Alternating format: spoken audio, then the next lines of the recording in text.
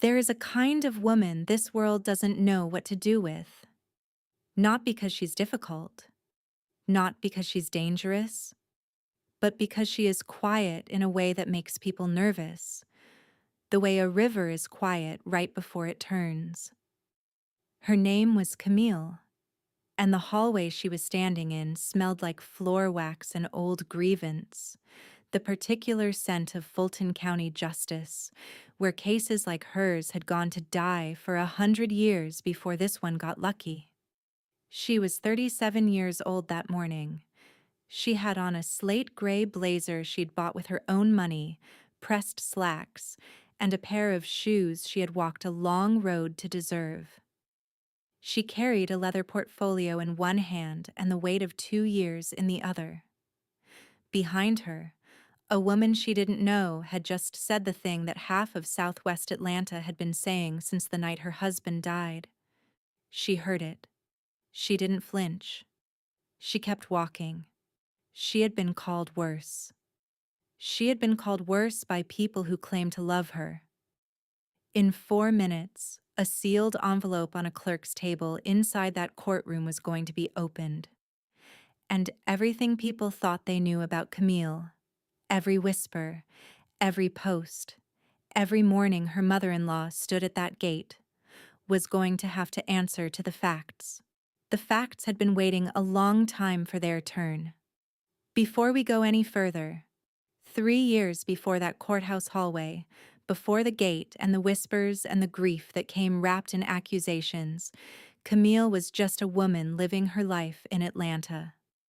Ordinary, hopeful, working 2 jobs and believing that was enough. If this is your first time here, welcome.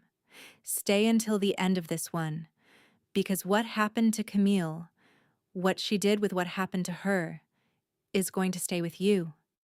She grew up on the south side of Atlanta, in a house where her mother cooked on Sundays and her father fixed cars in the driveway, and everybody knew everybody. She was not a woman who chased things. She was a woman who built them, slowly, deliberately, the way her parents had taught her. She got her degree in healthcare administration from Georgia State, worked her way up to a management position at a clinic on Donald Lee Hollowell Parkway, and lived in a tidy apartment that she kept so clean her friends called it a magazine house. She met Darius at church, third Sunday. He was in the choir, not because he had any particular gift for singing, but because he liked standing at the front of a room. He was handsome in that effortless Atlanta way, the kind of man who made a white shirt look expensive, and he had a laugh that filled whatever space he was in. He was a contracts administrator for the city. He seemed solid. He seemed certain. Those two things can look the same as safe until they don't. They dated for 14 months. Her mother, a woman named Evelyn who could read a room the way some people read scripture, said only this: "He's a man who needs to be the most important thing in the room he's in. Just make sure you know what room you want to live in." Camille thought about that, and then she loved him anyway. They married at Cascade Road Baptist on a Saturday in October. The reception was loud and warm and full of people dancing to songs that didn't need an occasion.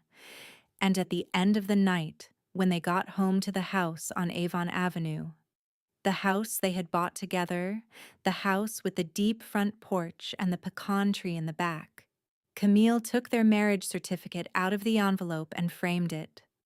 Hung it on the living room wall between 2 windows. Her name and his name, legally bound in a frame she picked out herself. She stood back and looked at it for a moment. She was happy. She was genuinely happy. That matters, because what comes next is easier to understand if you know that she had something real to lose. The first thing you have to understand about how it starts is that it doesn't start loud. It starts with a tone of voice. Darius had a way of responding to things Camille said. Not with argument, not with anger, just with a particular kind of quiet that communicated she had said something slightly embarrassing. She would mention a problem at work, something she'd handled well, and he would nod with his eyes somewhere else. She would suggest they have her parents over for dinner, and he'd say, "Yeah, we'll figure something out," in a voice that meant no, but left no opening to push back on. These are small things. They are the kinds of things a person second guesses themselves about. She second guessed herself. She started to notice other things. He stopped asking about her day, not in a dramatic way, not all at once, but gradually, the way light fades in a room where someone turned a dimmer instead of a switch. She would come home from work and he would be on the couch watching television, and she would sit next to him and feel the specific loneliness of being ignored by someone who is physically present. She tried to reach him. She cooked his favorite meals. She suggested trips, a weekend in Savannah, something simple, something that could remind them why they had chosen each other. He said he'd think about it. He never did. She told herself it was a phase, that marriages had seasons, and this was a cold one, and she just had to wait it out. She had watched her parents do that, weather each other through the difficult passages and come out on the other side still standing. She believed in that model. She had been raised inside it.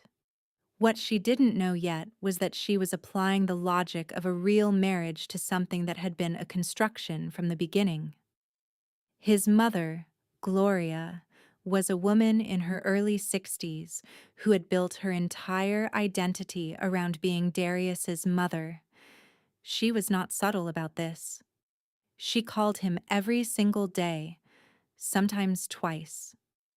She showed up at the house on Avon Avenue without calling first, and she would let herself in through the back if no one answered the front, because she had kept a key from when Darius lived there before they married.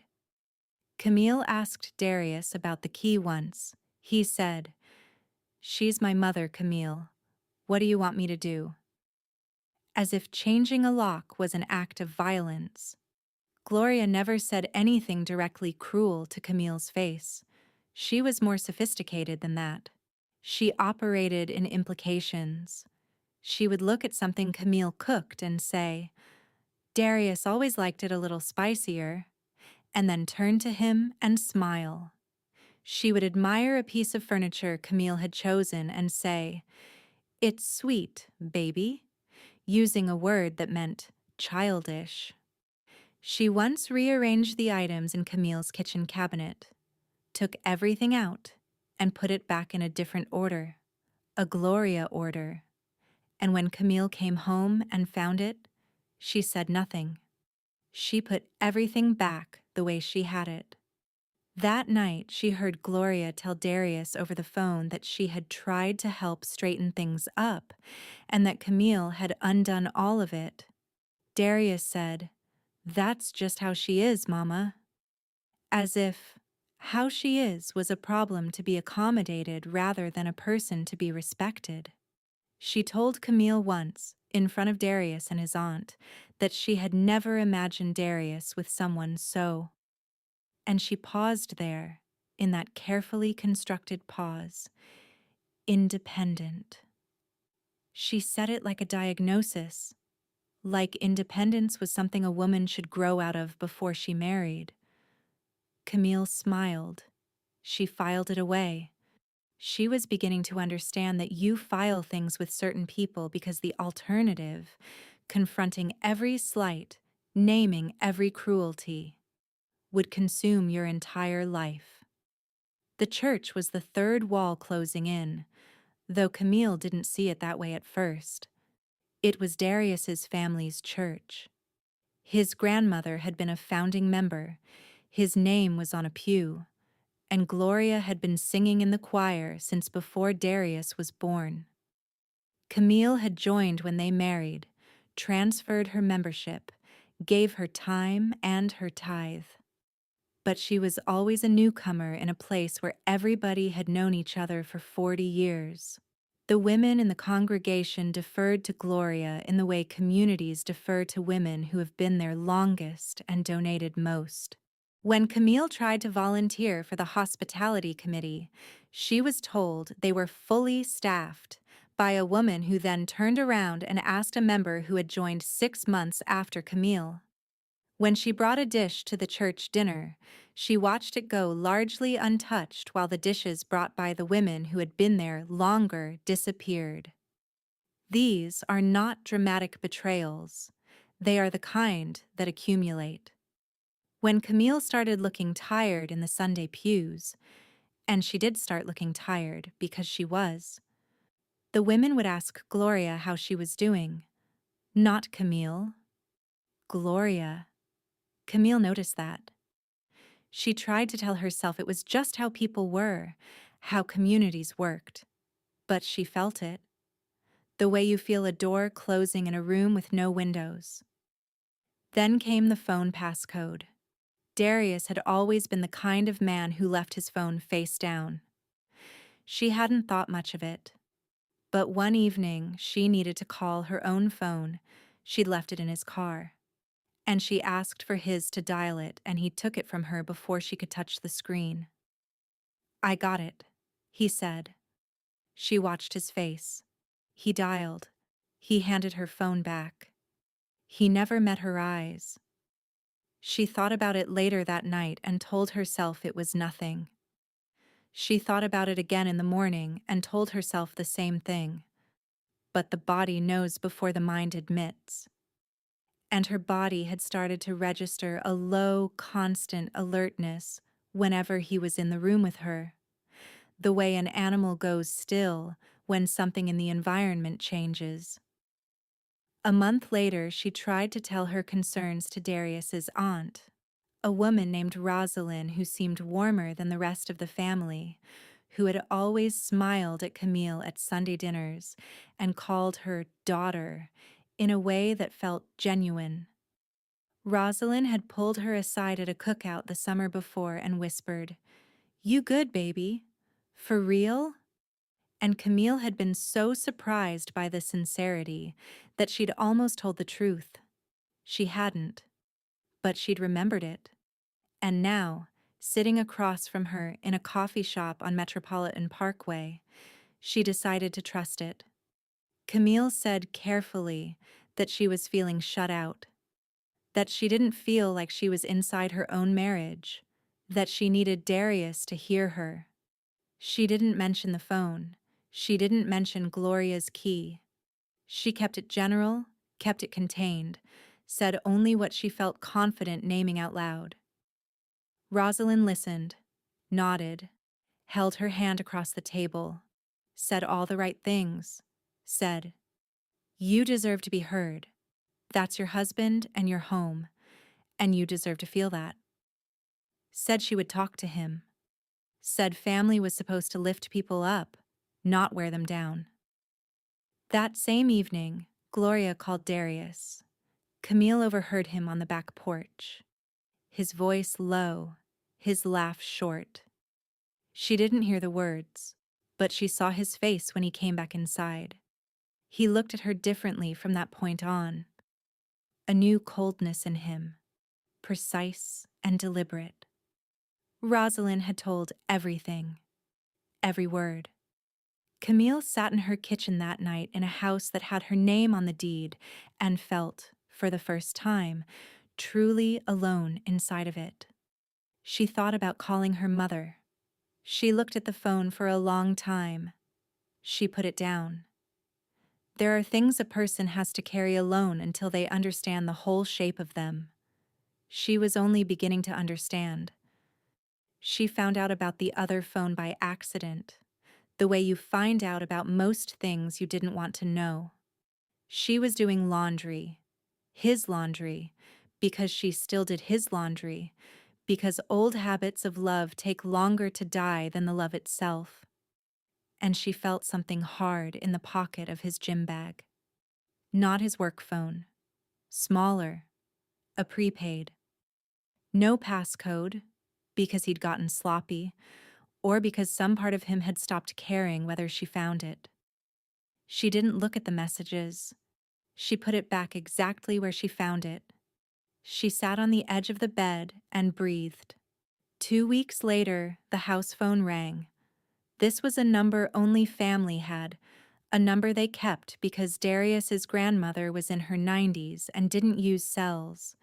The voice on the other end was a woman, young, and she asked for Darius. When Camille said who she was, his wife, the line went dead.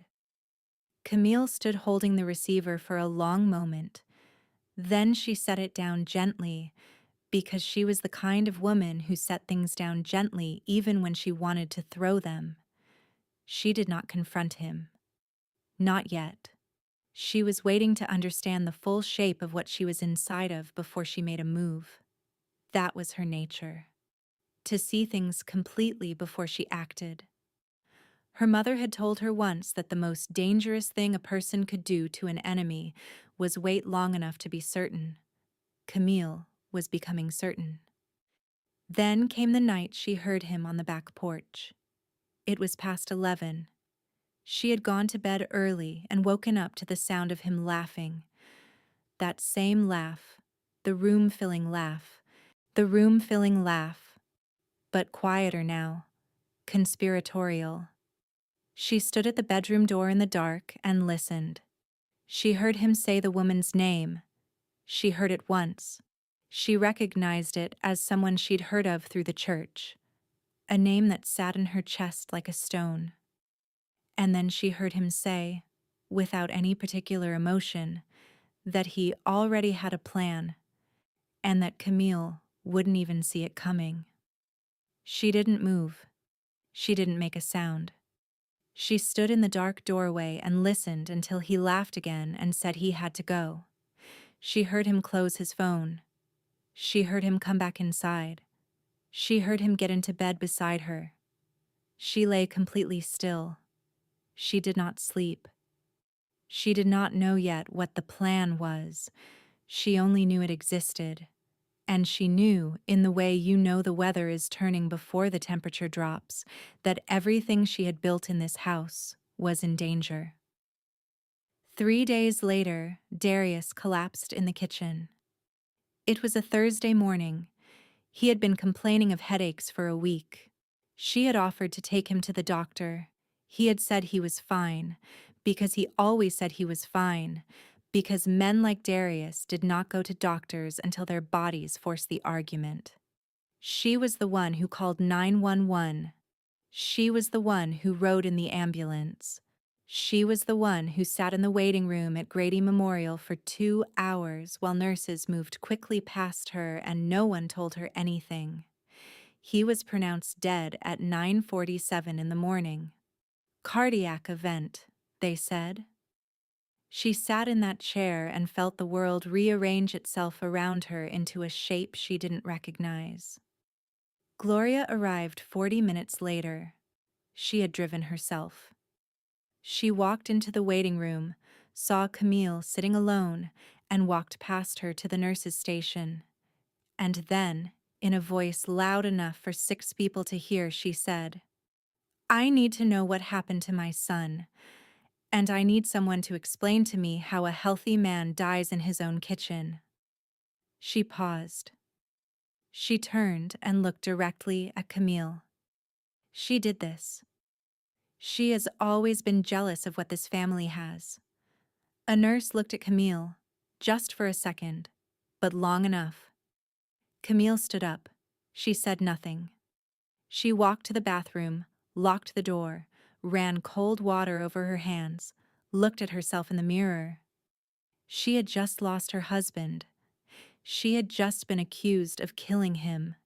She was standing in a fluorescent-lit hospital bathroom trying to hold herself together. She went back out. She sat back down. She waited. That was the last time anyone in that family treated her like a human being. The funeral was on a Friday. Camille wore black, and sat in the front pew and held herself like a woman made of glass who had decided not to break. Gloria sat on her other side and did not look at her once. The pastor, a man who had known Darius since he was in the youth choir, gave the eulogy and mentioned his mother by name 3 times and his wife not once. Camille heard it. She counted. Darius's brothers had cleared out a section of pews for the family, the blood family, as someone said within earshot. And when Camille arrived, she found herself placed in the second row, not the first, because Gloria had taken the first row with her daughters and her sisters and her people. No one told Camille to move. She was simply handed a program and directed to the second pew, and she sat there and watched the eulogy happen to someone else's husband while she was introduced in the program only as beloved wife. She told herself to get through the day. She got through the day. The Monday after the funeral, Gloria came to the house on Avon Avenue and she brought 2 of Darius's brothers with her. She said she needed to collect some things. Camille let her in because she didn't know yet what letting her in would cost. Gloria went through the house with a particular kind of efficiency, not grieving, not pausing at photographs, just moving, identifying, noting. She picked up a piece of decorative pottery from the bookshelf that Camille had bought at a market in Little 5 Points on a Saturday years ago, turned it over in her hands, and set it in the bag she had brought. "This was Darius's," she said. It was not. Camille said nothing. The brothers stood in the hallway with their arms folded and their faces closed. But it was the week that followed that became the chapter people talked about for years. Every morning at around 8 o'clock, Gloria would appear at the front gate of the house on Avon Avenue. She dressed for it, not in mourning clothes, but in her church clothes, the kind of clothes that communicated respectability and authority. She would stand there, not on the porch, not at the door, but at the gate, where anyone walking past could see and hear her, and she would talk. She talked to the mail carrier. She talked to the woman across the street who walked her dog at that hour every morning. She talked to the man who drove his grandchildren to school and always idled a moment at the corner. She talked to whoever was walking a dog or taking out trash or simply moving through the world that morning. She told them all the same thing, in variations, in different registers, sometimes with tears running down her face, sometimes hard-voiced and certain, sometimes wrapping it in scripture, sometimes just leaving it raw. The woman inside killed her husband with Juju. Don't greet her. Don't let her touch your children. Don't let her in your house. 7 mornings in a row. The first morning, Camille watched from behind the living room curtain. She watched Gloria speak to the mail carrier. She watched the mail carrier's face change. The polite neutrality replaced by something troubled. She watched him look at the house. She stood very still behind the curtain and breathed. The second morning, she didn't watch. She stood in her kitchen and drank her coffee and listened to the silence that meant it was happening again. By the 4th morning, she could feel the neighborhood's temperature changing. The couple 3 doors down who had always waved from their driveway now moved with their heads down when they passed. The woman who lived directly across the street, Jacqueline, who had brought over food when Camille's father had surgery 2 years before, had taken to checking her mail only when Gloria wasn't standing there, as if proximity might implicate her. A child in the neighborhood who had previously waved at Camille from across the yard now stared at her with wide, uncertain eyes, because children repeat what they hear at dinner tables. The whisper traveled, the way whispers do in communities where everyone knows someone who knows someone, until it reached the church, and the church reached the pastor, and the pastor called Camille and said, in a gentle voice full of careful words, that perhaps it would be best if she took some time away from the congregation while things settled. He used the word settled 3 times in a 4-minute phone call, as if the truth were a sediment that just needed time to fall. She had joined that church for her husband. She had given that church 3 years of Sundays and volunteer work and money she sometimes couldn't afford. She was being asked to leave. She left. She didn't argue. She didn't write the pastor a letter explaining herself. She simply stopped going, and she held that decision in a part of herself that did not perform for anyone. Her co-workers at the clinic started to notice the posts. Gloria had taken the story online, not with names at first, just implications, just the language of grief weaponized, posts that read as a mother mourning her son but painted in careful strokes the picture of a wife who had something to answer for. People shared them. People commented. One of Camille's coworkers, a woman named Sharita, who had always seemed friendly, who had organized Camille's baby shower when her friend at work had a baby and invited Camille to help, screenshot one of Gloria's posts and sent it to their department group chat with only a question mark. Camille saw it. Sharita didn't apologize.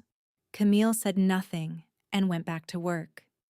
People who had never been to Southwest Atlanta or stepped foot in Fulton County had opinions about Camille within a week. And then the attorney called. His name was Everett Stubbs, and he represented Gloria and the estate. He called Camille on a Wednesday afternoon and informed her, in the measured tone of a man who had given this kind of news before, that Darius had transferred the deed on the Avon Avenue property approximately 4 months before his death. The house was no longer jointly owned. It was solely in Darius's name, and as the sole asset of his estate, it would pass to his next of kin, his mother, through intestate succession, as he had left no will. That was the plan. That was what he had been laughing about on the back porch. That was what Camille wasn't going to see coming. He had gone to a notary. He had signed documents. He had been removing her from the foundation of their life together while she was doing his laundry and keeping his house, and trying to save a marriage she didn't know was already being dismantled beneath her feet. He had sat across the dinner table from her and looked at her face, and known that she was sleeping beside a man who had already legally evicted her from her own home, who was just waiting on time to run out. The transfer had taken place 4 months before his death. The date sat in her chest like a blade. She had 30 days to vacate. Camille stood in the kitchen after she got off that call, and she looked at the room around her. The counters she had picked. The backsplash she and Darius had argued about. She had won. The window over the sink where she watched the pecan tree in the backyard change through the seasons. And she thought about all the mornings she had stood in this exact spot, believing she was building something real. She thought about the woman she had been when they moved in, hopeful and deliberate, and the woman she was standing there now, and the distance between those two women felt enormous and also somehow very quiet. She took the marriage certificate off the wall the day before she moved out. The frame left 2 small nail holes and a pale rectangle where the paint hadn't faded. She stood in the living room of the house where she had been a wife, and she held the certificate in her hands, and she thought about putting it in the trash. She thought about it for a long time, but she didn't. She put it face down in the bottom of a cardboard box and sealed the box with tape, because somewhere in the back of her mind, in the part that had been listening and watching and waiting, she thought she might need it. She didn't know for what yet. She moved into a one-bedroom apartment on Campbelltown Road. She unpacked her things. She made her bed. She went to work the next morning. She did not cry in public.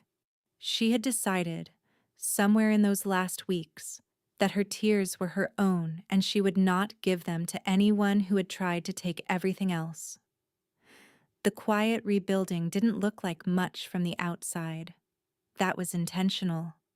Camille had worked in healthcare administration long enough to understand systems, how records moved, how requests were processed, how a person with enough patience and the right language could get information out of institutions that preferred to hold it close.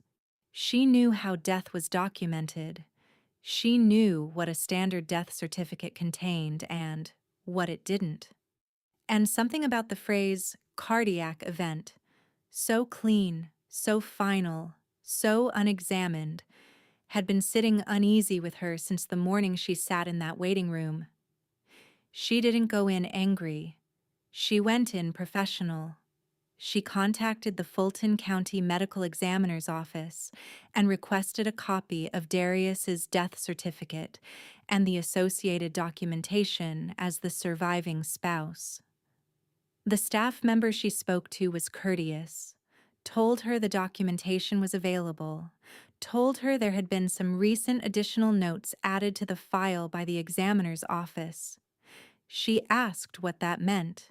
He said he couldn't say over the phone. She said she'd come in. She also called a civil attorney.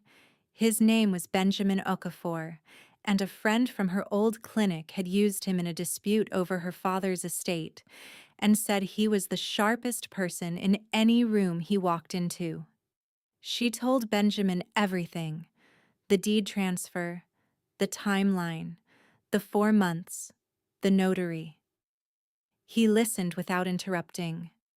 When she finished, he was quiet for a moment. Then he said, "The timing alone is a problem for them. Tell me everything you remember about the months before the transfer." She told him everything she remembered. Meanwhile, she worked.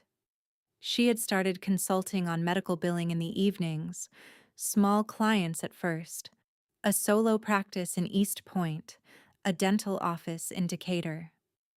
She charged fair rates and did clean work, and word moved the way word moves when someone is good and reliable. By month 6, she had 4 clients. By month 10, she had to turn someone down for the first time, which she registered as a small, private victory. Gloria still believed Camille was broken. From the outside, Camille had lost everything: her husband, her house, her church, her community standing. Camille made no moves that suggested otherwise. She let Gloria have the narrative for now, the way you let someone hold a piece of paper while you're waiting on the document that supersedes it. There was a moment, 14 months after she moved out of the house on Avon Avenue, when Camille took the cardboard box out of the back of her closet and opened it. She lifted out the marriage certificate, still in its frame, face down. She turned it over, looked at it for a long time. Their names, legally bound, in a document the state of Georgia had issued and a church had witnessed.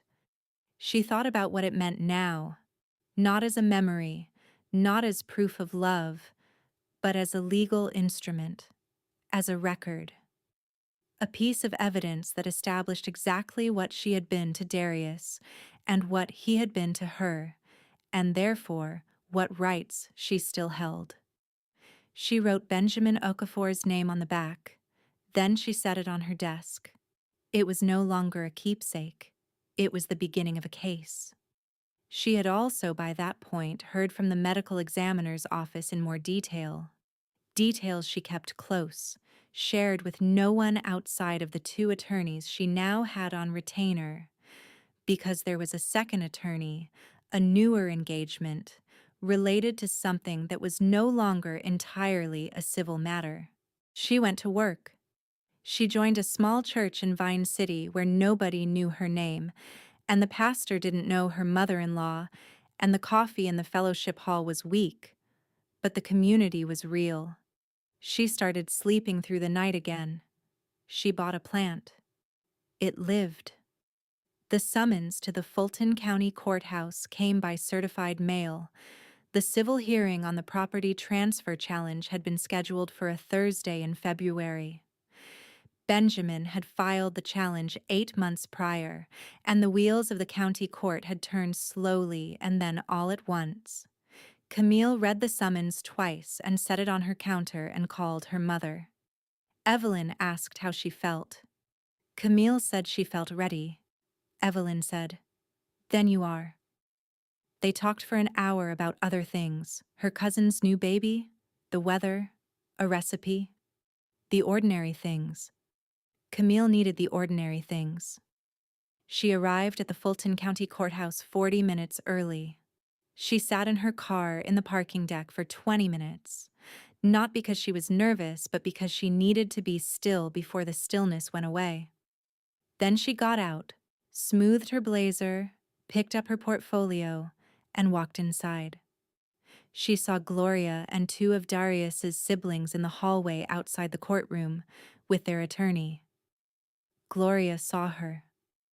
Gloria leaned toward her attorney and said something Camille couldn't hear, and then smiled. Not at Camille, just to herself. The smile of a woman who had already decided how the story ended.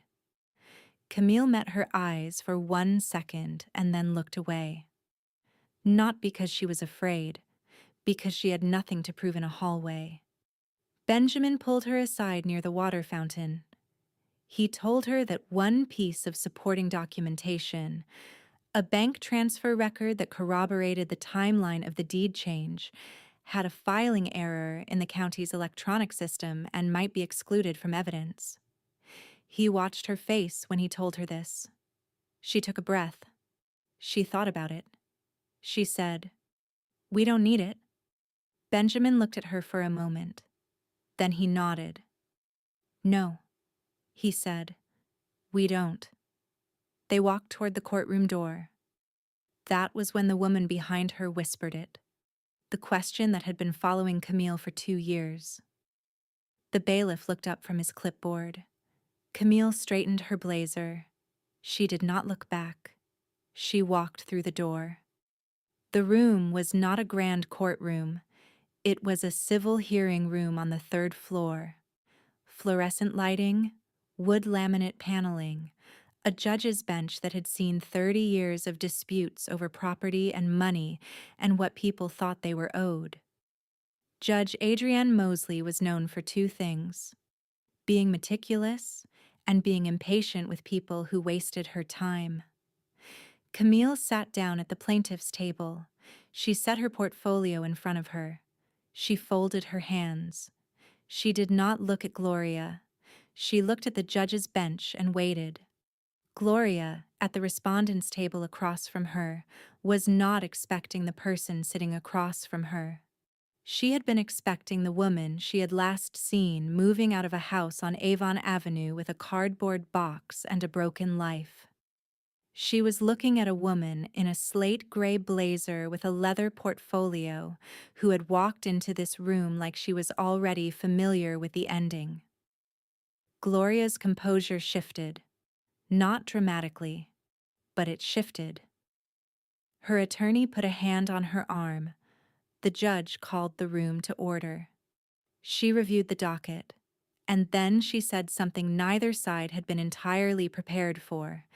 The 2 related matters, the civil property dispute and a second filing related to potential fraud in the deed transfer, had been consolidated by her order into a single hearing.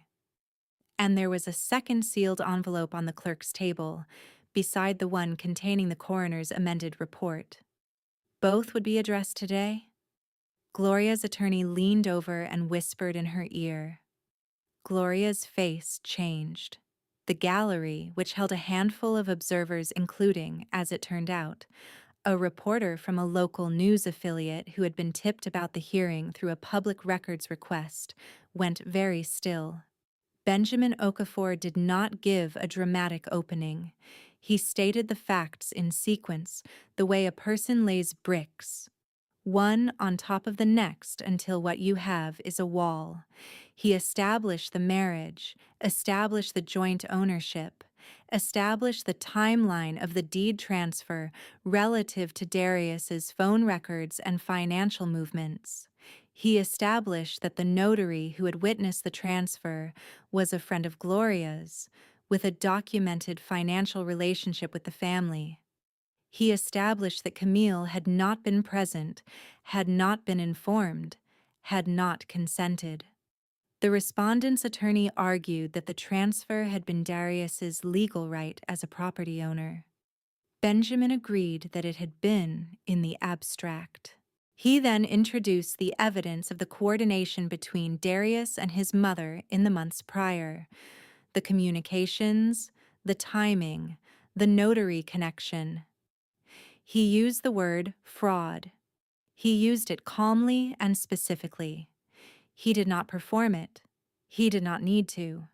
Then the clerk opened the first sealed envelope. The coroner's amended report was read into the record. The original cause of death, cardiac event, had been flagged for review after Camille had requested the documentation and the medical examiner's office had initiated a standard re-evaluation. The toxicology, which had been incomplete in the initial report, had been run to completion. It found elevated levels of a blood pressure medication, a specific calcium channel blocker, in Darius's system at levels consistent with chronic overexposure rather than a single dose. The medication was not prescribed to Darius. It was, however, prescribed to Gloria, who had been managing hypertension for 6 years. The medical examiner's amended finding was probable accidental ingestion, with a notation that the investigation into the source of the exposure was ongoing and had been referred to the Fulton County District Attorney's Office. The room did not erupt. It went silent in the particular way of rooms where something is landing that cannot be undone. The reporter in the back was writing. Gloria sat completely still. For the first time in 2 years, she had nothing to say. Benjamin stood and addressed the court. He said that the moral center of this case had always been simple. A woman had been removed from her home by a scheme she had no knowledge of, and then accused, loudly and publicly, of killing the man who had done it. He said the court now had before it the documented evidence that the deed transfer was fraudulent in its execution. He said the findings in the coroner's report were not his to adjudicate. That was another proceeding. But that they were relevant as context for what kind of environment Camille had been operating in, and what kind of people had been loudest in calling her a murderer. He then introduced the marriage certificate as Exhibit A, not because it was legally necessary at this point. The case had essentially already been made, but because he had promised his client he would put it in the record, the certificate that had hung on the wall of the house on Avon Avenue. That had been taken down and put face down in a box. That had survived everything that had been tried against her. He set it on the judge's bench. Camille watched Judge Mosley look at it, just for a moment. Then the judge looked up, looked at Gloria, and began to speak. The deed transfer was found fraudulent in its execution. The coordinated nature of the transfer, the timing, the notary relationship, and the absence of any consent from the co-title holder prior to the change constituted grounds to void the instrument. The property reverted to the estate, with Camille as the surviving legal spouse retaining standing as primary beneficiary. The house on Avon Avenue was hers. Gloria stood up. Her attorney grabbed her arm. She sat back down. The second envelope was opened. It contained the fraud referral documentation, which confirmed that Gloria and the notary were under active investigation by the DA's Office for Conspiracy in the fraudulent transfer. No charges had been filed yet. That was for another day. But the record was public now. The reporter's pen was still moving. Camille did not smile. She did not look at Gloria. She looked at Benjamin, and he looked at her. And that was enough. She thought about something she had never told anyone, that in the months after she moved to the apartment on Campbelltown Road, she had built a consulting practice that now served a regional hospital network in addition to its smaller clients. That her second attorney's fee had come out of operating revenue. That she had been able to pay for this entire legal fight with money she had made with her own mind and hands, doing work she had always known how to do, but had never had the space to scale because she had been too busy keeping a house that was being taken out from under her. She didn't need the house back for the money. She had money. She needed the house back because it was hers. Because the record needed to say the truth. Because the marriage certificate on that wall had been a document of her life, and no one got to just take her life and call it an estate. That was the victory. Not the property. The record. She walked out of the courthouse the same way she walked in, alone, portfolio in hand, unhurried. She stood outside in the February air for a moment. Atlanta was cold in the thin, damp way it gets in February. Not like northern cold, but cold enough to feel.